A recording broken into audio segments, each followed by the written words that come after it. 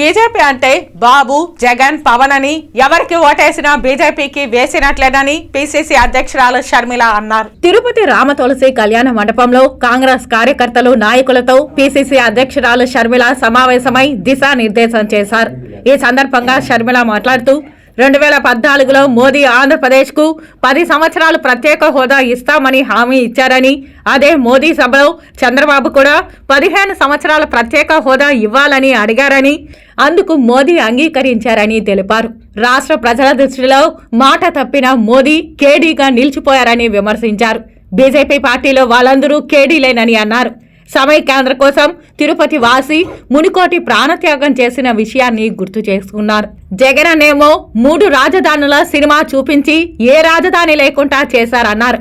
YCP వాళ్ళైనా TDP వాళ్ళైనా మొత్తం మోదీకి బానిసలేనని అన్నారు. ఆంధ్ర రాష్ట్రంలో ఒక్క ఎమ్మెల్యే ఒక్క ఎంపీ కూడా లేకుండా ఈ రాష్ట్రంలో బీజేపీ వైకాపా తేదేపాలను తొక్కిపెట్టి పాలన సాగిస్తోందని అన్నారు. అందరూ కలిసి పోలవరం ప్రాజెక్టును తొక్కిపెట్టారని, వైఫల్యాలను ఎండకట్టారని అన్నారు. నాడు వైఎస్ రాజశేఖర రెడ్డి హయాంలో చేపట్టిన అభివృద్ధి కార్యక్రమాలు తప్ప జగన్ కొత్తగా చేసిందేమీ లేదన్నారు. ప్రత్యేక హోదా, మద్యపాన నిషేధం వంటి అనేక హామీలు ఇచ్చి మాట తప్పి మడమ తిప్పి విఫలమైన జగన్ రాజశేఖర రెడ్డి బిడ్డ ఎలా అవుతారని ప్రశ్నించారు. ప్రజల్లోకి ఈ విషయాలన్నింటినీ తీసుకుని వెళ్లాల్సిన బాధ్యత కాంగ్రెస్ పార్టీ కార్యకర్తలపై ఉందని, ప్రతి కార్యకర్త ఒక సైన్యం కావాలని దిశానిర్దేశం చేశారు. బీజేపీ అంటే బాబు జగన్ పవన్ అని ఎవరికి ఓటేసినా బీజేపీకి వేసినట్లేనని అన్నారు. వైసీపీ పార్టీకి తన కుటుంబాన్ని పక్కన పెట్టి పాదయాత్ర చేశారని, అయినా కృతజ్ఞత లేకుండా తనపై అనేక రకాలుగా దాడులు చేస్తున్నారని, అయినా భయపడేది లేదని తేల్చి చెప్పారు. రాష్ట్ర ప్రజలకు న్యాయం జరిగే వరకు పోరాడతామన్నారు. జిల్లా కాంగ్రెస్ కమిటీ అధ్యక్షుడు రాజేష్ రెడ్డి షర్మిలకు కండువా కప్పి నాగలి బహుకరించారు.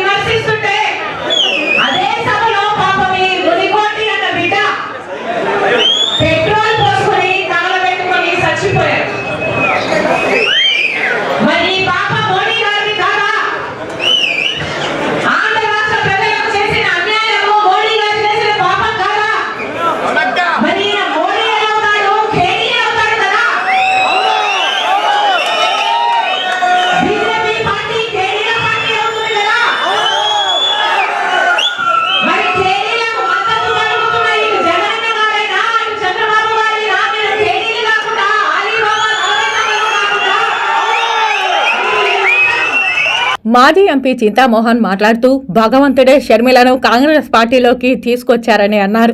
కోడికత్తి కేసు ఒక బూటకమని, అన్యాయంగా దళితుడైన సీనును కోడికత్తి కేసులో ఇరికించారని ధ్వజమెత్తారు. దళితులకు ఉద్యోగాలు, వారి పిల్లలకు చదువులకు ప్రోత్సాహం లేదన్నారు. నేడు రాష్ట్రంలో ఉన్న దళితులు షర్మిలమ్మ నాయకత్వాన్ని కోరుకుంటున్నారని తెలిపారు. తండ్రి వైఎస్ రాజశేఖర రెడ్డికి మించిన సమయస్ఫూర్తి షర్మిలకు ఉందని, చంద్రబాబుకు ఒక్క ఓటు కూడా వేసేందుకు ప్రజలు సిద్ధంగా లేరని తెలిపారు. చంద్రబాబు నిరుపేదల ద్రోహిగా, నిరుద్యోగుల ద్రోహిగా మిగిలాడని అన్నారు.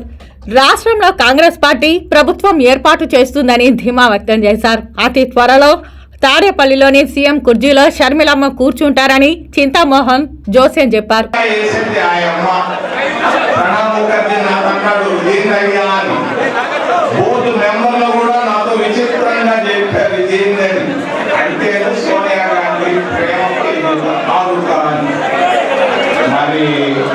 నేను చెప్తున్నాను, ఆయన అరెస్ట్ చేసింది కాంగ్రెస్ కాదు, సోనియా గాంధీ కాదు. జయలలితని ఎవరు అరెస్ట్ చేశారు నేను అడుగుతున్నా. మరి లల్లు ప్రసాద్ని ఎవరు అరెస్ట్ చేశారు నేను అడుగుతున్నా. లల్లు ప్రసాద్ ఏం పెద్ద పాపం చేసింది ఒక్కటే ఒక చిన్న పాపం. మారుతి కారు 800 కొన్నాడు ఆయన. ఇన్కమ్ ట్యాక్స్ లెక్కల్లో చూపించాల, కేసు కట్టారు, జైల్లో పెట్టారు. జయలలిత నాకు బాగా తెలుసు, ఆ అమ్మను కూడా జైల్లో పెట్టారు, అట్లాగే పోయింది.